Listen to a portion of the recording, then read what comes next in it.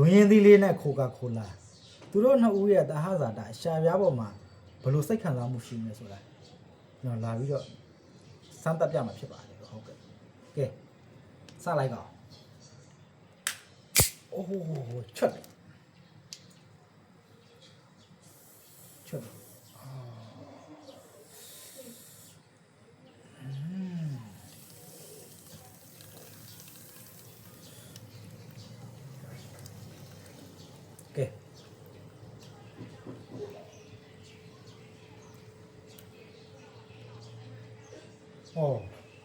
စားကနေကြတော့ကျွန်တော်ဘာသွားတတိရလဲဆိုတော့ကိုကြီးလေးပြူဆိုထားတဲ့တခြင်းလေးကျွန်တော်သွားတတိရတယ်ဖះဟောတယ်ကြမ်းများတယ်မှာဖဖူးတယ်လူဘဝကိုရခဲ့မစားတော့ဘူး